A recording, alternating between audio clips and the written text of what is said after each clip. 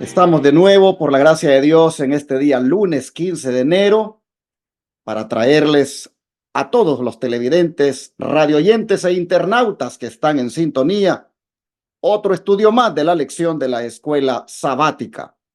Estudios que estamos teniendo en el libro de Hebreos, reforzados con otros versículos de las Escrituras, pero teniendo como base el libro de Hebreos. Estamos esta semana mirando a Jesús como apóstol y sumo sacerdote, algo que lo hace superior a Moisés, aunque en cierta manera también Moisés fue un enviado de Dios para sacar al pueblo de Israel de la esclavitud egipcia y en cierta forma también en un principio hizo como a manera de sacerdocio también esa función, porque él se encargó de que Aarón viniera con sus hijos adelante y él, antes de dedicarlos al ministerio sacerdotal, prácticamente estuvo siendo ese intermediario entre el pueblo, ¿verdad? Y Dios. Bueno, hermanos, el punto es de que Moisés, como hemos visto, llegó a ser tan fiel, dice el apóstol Pablo, en la casa de Dios. Fue un mayordomo fiel, un enviado de Dios sobre su casa, un apóstol sobre su casa, la casa de Israel, muy fiel. Pero dice Pablo, Cristo fue superior, dice, porque la casa sobre la cual Moisés fue fiel, esa casa, dice Pablo, la construyó Jesús. Dice, se lo voy a volver a leer, dice, porque de tanto mayor gloria que Moisés es estimado digno este, y está hablando de Cristo, cuanto tiene mayor honra, dice, que la casa el que la hizo. O sea, si Moisés era fiel sobre la casa, esa casa Jesús la hizo. Jesús es el constructor de la casa. Y entonces Pablo hace la transición de cómo Jesús ahora sobre la casa espiritual, la iglesia cristiana, viene también a ser fiel sumo sacerdote, un fiel apóstol, un digno representante de la deidad. Y como nosotros, como iglesia ahora, deberíamos no caer en los errores de aquella casa. Y ayer quedó en el ambiente cómo esa casa realmente, aunque Moisés fue fiel, esa casa se rebeló. Y justamente hoy vamos a mirar en detalles algunas lecciones de esa casa del antiguo Israel que deberíamos nosotros extraerlas para que las apliquemos y no caigamos en los errores de aquella casa. Así que mientras nos vamos alistando, quiero dejar que mi hermano Angelo le salude también. Mi hermano Angelo, bienvenido. Pastor, contentos de estar con ustedes. Abrazo a todas las personas que nos ven, nos escuchan a la distancia. Hermanos, así como decía el pastor, esta semana es una semana importante. Vamos avanzando en el libro de Hebreos. Y si bien es cierto que ahora en el capítulo 3 estamos viendo a Jesús y a Moisés, así vamos a ir avanzando cada día. Pero no queremos seguir avanzando sin antes decirte que le des dedito arriba, comparte, comenta. Ahí están las tres formas. Dedito arriba, compartir, comentar. Es la forma en que usted puede ayudarnos. Queremos también invitarle a usted, querido amigo, a veces tiene una ofrenda, un diezmo, una donación, a que lo ponga en este ministerio para que siga este trabajo arduo que se está haciendo de promover este evangelio a través de las ondas radiales, de los canales de televisor también, y en cierto sentido también en el Ministerio de Salud. Ya como dijo el pastor el día de ayer, están atendiéndose 12 personas ahí en el campamento de vida saludable. Estas personas sin duda alguna saldrán bendecidos de ese lugar y eso solamente se logra gracias a ustedes, gracias a todos el que escuche este llamado y pone su granito de arena en este ministerio. Hermanos, hoy vamos a seguir estudiando Hebreos. Hoy vamos a hablar de un reposo y queremos ver qué dice Hebreos 3 en adelante, pero vamos a estar hablando de este reposo, de que el pueblo hizo enfurecer al Señor y el Señor le dijo, no entrarán en mi reposo. Así que vamos a ver de qué trata esto, vamos a ver cuál es la importancia de esto y no te olvides de leer tu Biblia, no te olvides, hermano, nunca de leer tu Biblia. Así que, pastor, vamos a orar para entrar de una vez en materia. Amén. Amado Padre, le damos muchas gracias. Estamos contentos en este día porque usted es bueno.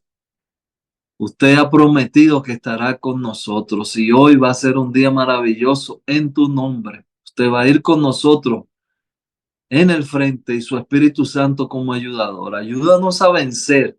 Bendiga a nuestros familiares. Bendiga a nuestros hijos, nuestras esposas, nuestras casas, nuestras finanzas. Gracias, Señor, por ser tan bueno con nosotros. Gracias, porque tú vas abriendo camino y manda a tu Espíritu Santo para que nos ayude en este momento con este tema tan importante. Pedimos esto en el nombre de Jesús. Amén, amén, amén. Amén. Como decíamos, vamos a extraer lecciones de lo que pasó con la casa de Israel, la casa sobre la cual Moisés fue tan fiel como siervo. Lecciones del antiguo Israel, dice la lección de hoy.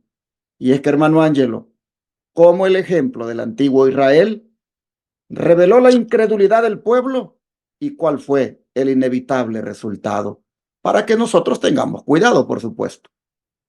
Vamos a leer Hebreos 3, voy a leer del 8 al 11. No endurezcáis vuestros corazones como en la provocación en el día de la tentación en el desierto, donde me tentaron vuestros padres, me probaron y vieron mis obras 40 años, a causa de la cual me disgusté contra esa generación y dije, siempre andan vagando en su corazón y no han conocido mis caminos.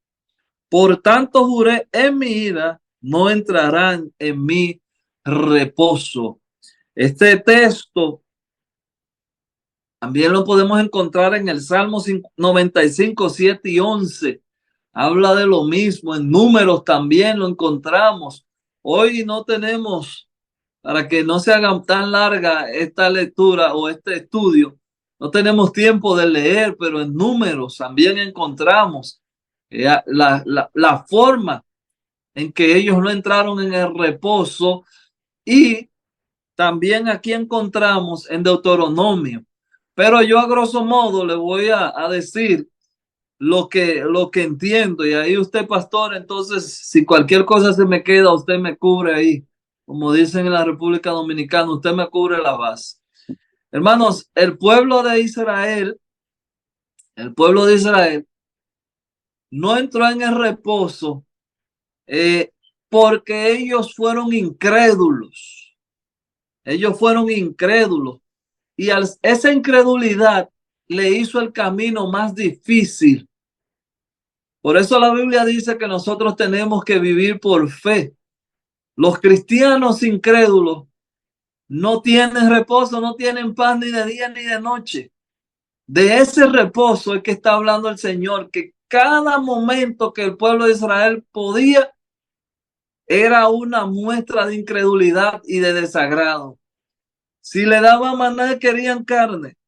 Si le daban carne, no querían ya carne, querían agua. Ustedes saben la historia, no me voy a poner ahora, pero el pueblo de Israel, su pecado capital fue la incredulidad. Y encima de la incredulidad, la subordinación, porque eran incrédulos, pero también se rebelaban contra Dios.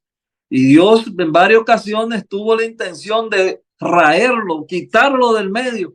Pero gracias a Moisés, por eso decimos que Moisés es un buen ejemplo para compararlo con Jesús, pero gracias a Moisés tuvo misericordia, pero cuántas historias desagradables de incredulidad hay en el pueblo de Israel, y por eso nunca entraron en el reposo del Señor y murieron todos en el desierto.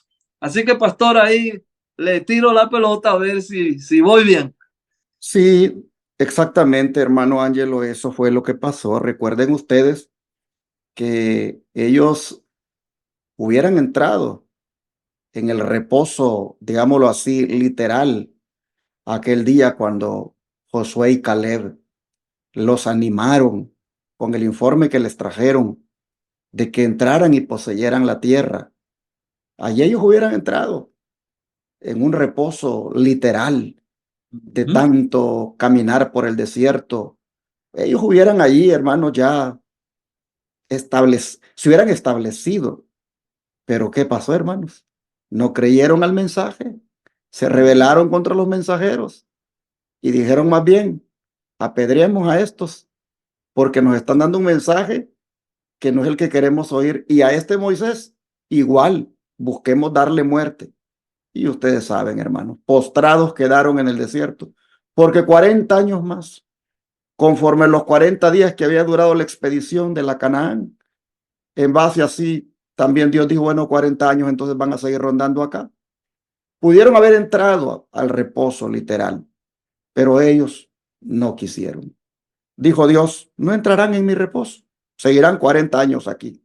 Me disgusté, dice Dios, me disgusté porque yo queriendo darles esa bendición de que ya se establecieran como un pueblo estable, ya no más errantes por el desierto, ellos más bien rechazaron lo que yo les ofrecía. Pero volviendo a la aplicación para ahora, hermanos, esto mismo está pasando en este tiempo. Estamos a la orilla nosotros de la Canaán celestial.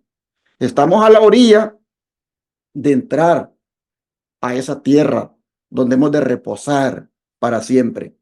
Pero justo cuando estamos a la frontera, díganme ustedes si no estamos actuando igual que el pueblo de Israel. Nosotros también, hermanos, nos estamos rebelando. Y cuando deberíamos de buscar más la santidad, como que más se nos pega el mundo. Cuando deberíamos de entregarnos más al Señor, como que más nos alejamos de Él.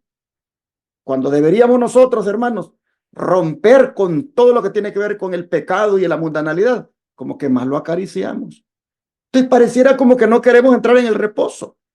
Entonces qué triste sería que Dios también diga, pues no entrarán y nos quedemos aquí postrados en este desierto de pecado. Eso desde un punto de vista literal. Pero también, hermanos, en el aspecto espiritual. Cuando el cristiano viene arrepentido a los pies de Cristo y se entrega, se rinde, ahí el cristiano entra en un reposo espiritual que Cristo le da. Y ese reposo espiritual, el Señor quiere que entremos en él, hermanos, todos los días. Y desde cuánto viene el Señor diciendo, venid a mí, venid a mí. Si estás cargado y trabajado, ven a mí. ¿Cuántas veces el Señor nos invita, hermanos, a que entremos en su reposo espiritual y no queremos? Entonces, qué triste es cuando estamos escuchando el mensaje de Dios, pero entramos en esa rebelión. Hermanos, no caigamos en ese pecado. Seamos obedientes, seamos sumisos a la voluntad de Dios. Si el Señor nos llama, hermanos, a través de estudios como estos, nos llama a través de sermones como los que se predican los sábados, como los que salen aquí por este medio de comunicación. Hermanos, ¿por qué negarnos? ¿Por qué rechazar esos mensajes? ¿Por qué endurecernos? Miren, el pueblo de Israel no entraron, dicen, el reposo. Queremos que nos pase lo mismo a nosotros, que no entremos en su reposo. Entonces, abramos los ojos y veamos el espejo que tenemos en Israel para no caer en ese pecado. No seamos incrédulos, hermanos. Creámosle al Señor que Él viene pronto.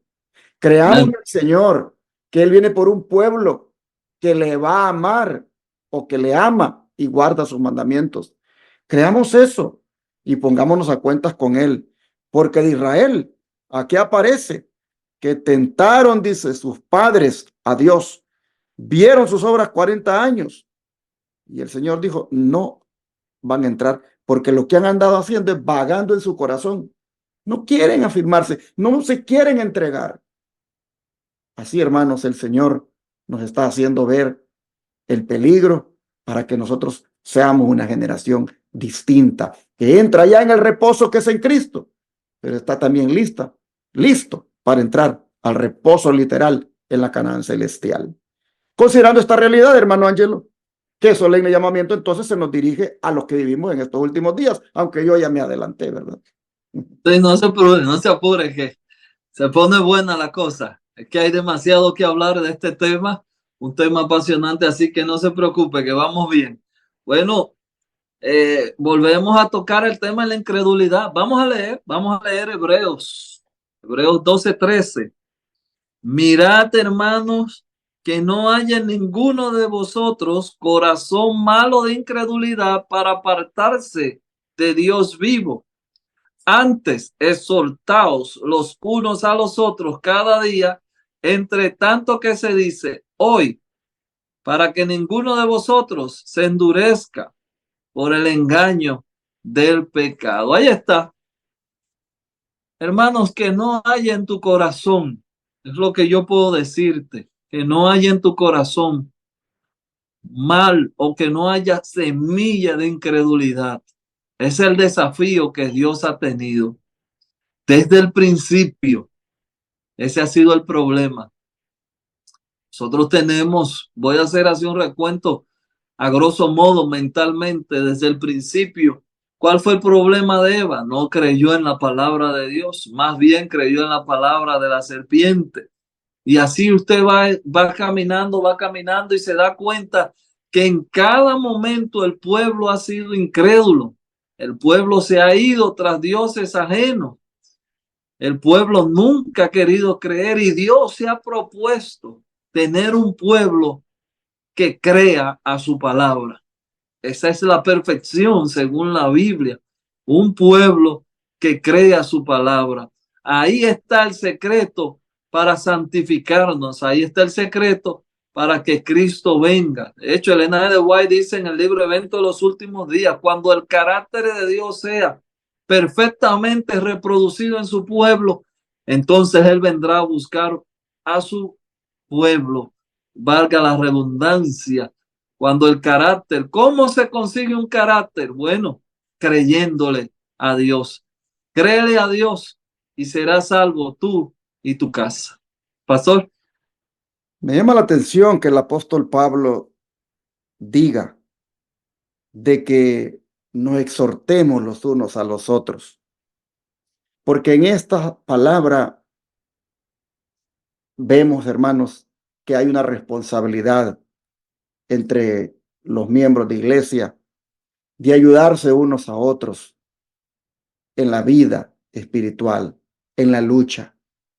Es decir, usted y yo no podemos ver a un hermano que se está, como decíamos en la lección de la semana pasada, deslizando, yéndose a la deriva y no hacer nada. No podemos, hermanos, actuar así, porque allí estaríamos siendo como Caín, que no nos importa nuestro hermano.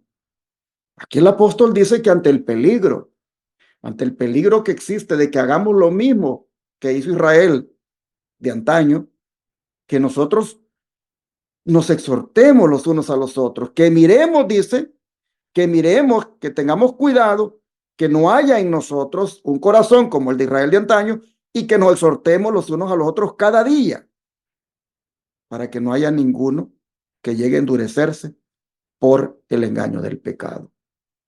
Hay veces cuando el hermano que está mal, lo que menos quiere es que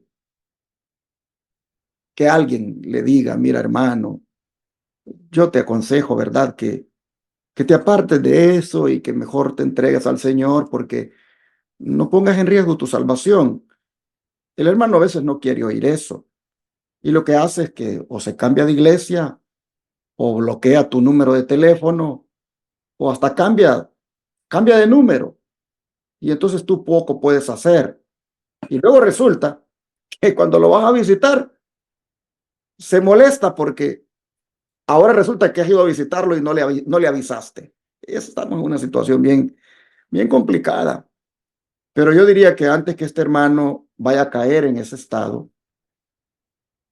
si ya nosotros estamos mirando que está dando señales de endurecimiento, dice el apóstol, exhortémonos unos a otros. Nos corresponde decirle que en el amor de Cristo, hermano, yo te estoy sintiendo así un poquito alejado y quiero que sepas que te quiero mucho y te extraño, hermano, cuando no vienes a la iglesia o yo siento que algo está pasando. Mira, quiero que sepas que en mí tú tienes un amigo y quiero orar por ti. Lucha, no te alejes del Señor.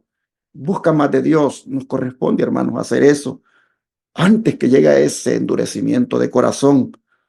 Porque una vez caiga en ese endurecimiento de corazón, hermanos, quiero volver al versículo 11.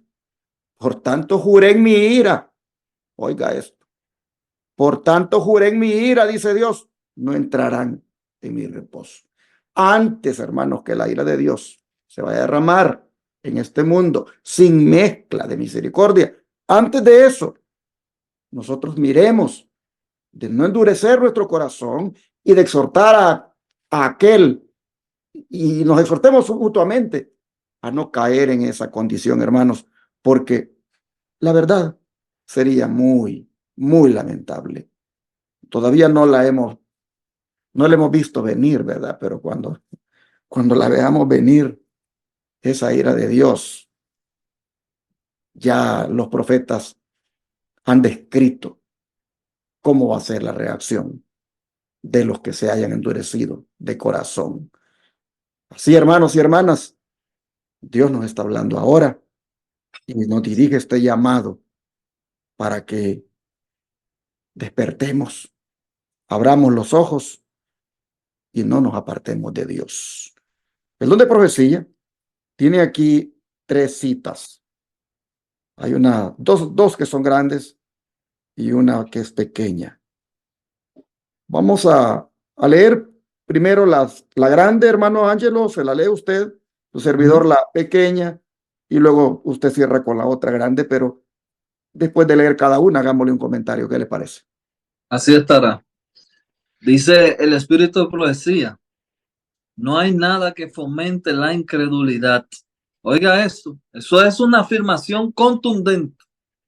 No hay nada que fomente la incredulidad. El Señor manifiesta su gracia y su poder vez tras vez. Y esto debe enseñarnos que siempre es provechoso en todas las circunstancias fomentar la fe, hablar de la fe, proceder con fe. No debemos permitir que nuestros corazones, nuestras manos se debiliten al permitir que las sugestiones de mentes incrédulas planteen en nuestros corazones la semilla de duda y de desconfianza. El Señor obrará en cooperación con la voluntad y la acción del ser humano. Cada persona tiene el privilegio y el deber de aceptar lo que dice Dios, creer en Jesús como su Salvador personal, responder anhelantemente e inmediatamente a las bondadosas propuestas que Dios hace. El hombre debe estudiar para creer y obedecer las instrucciones divinas de las Escrituras. Debe basar su fe no en sentimiento, sino en evidencia y en la palabra de Dios. Estamos leyendo en el comentario bíblico, especialmente el comentario bíblico de Elena G. de White, tomo 7, páginas 936 y 940. Yo solamente voy a hacer el comentario aquí por ahora. La oración que yo remarqué aquí en mi folleto, no hay nada que fomente la incredulidad. El camino a Cristo lo dice de otra manera. El camino a Cristo dice que Dios ha dado todo para que nosotros creamos y tengamos fe, que no hay razón de no tener fe. Así que no hay nada. Eso quiere decir que Dios ha puesto todo a nuestras manos y nosotros hemos visto que Él es bueno y que su palabra es fiel. Pastor. Dice Patriarcas y Profetas, página 298 y 299, que muchos recuerdan a los israelitas de antaño y se maravillan de su incredulidad y murmuración, creyendo que ellos no habrían sido tan ingratos. Pero cuando se prueba su fe, aún en las menores dificultades, no manifiestan más fe o paciencia que los antiguos israelitas. Cuando se los coloca en situaciones estrechas, murmuran contra los medios que Dios eligió para purificarlos. En otras palabras, hay veces cuando miramos el espejo y rápido decimos, wow, pero qué duro era este pueblo. ¿Cómo es posible? Un ejemplo, que después que te haya hecho cruzar el Mar Rojo de una manera tan poderosa, ya luego allí, al pie del monte Sinaí, estés adorando un becerro y diciendo de que estos son tus dioses que te sacaron de Egipto. Lo primero que a uno se le viene a la mente es, pero ¿cómo puede ser? Y así cada vez que uno ve al pueblo de Israel que se revela, que murmura, que critica, que no sé, se vuelve contra Dios, contra su siervo Moisés, uno lo primero que piensa es, pero qué pueblo más duro de verdad. Pero dice la mensajera del Señor aquí. Pero resulta, dice que también nosotros, nosotros que consideramos a esos como ingratos por lo que fueron, resulta que nosotros también, dice, cuando aparecen las dificultades, cuando viene la prueba, también, dice, nos ponemos al igual que esos israelitas a murmurar, a prácticamente renegar y se ve que no tenemos fe ni paciencia, igual que aquellos somos. Entonces dice que deberíamos, por lo tanto, hacer lo que dice el apóstol Pablo, y es, miren, que no haya en ustedes ningún corazón malo de incredulidad para apartarse de Dios, porque ustedes también, cuando apenas les viene una prueba, que pierden el trabajo, que por ejemplo, no sé, viene alguna cosa ahí como un revés, apenas viene una cosa así, ustedes inmediatamente ya no quieren seguir en las cosas del Señor y ya empiezan allí eh, como a querer echarse para atrás. Y dice Pablo, prácticamente son como los israelitas. Entonces, no debe ser así. Deben asegurarse que su corazón esté firme en la verdad. Para cerrar, hermano Ángelo, la siguiente cita.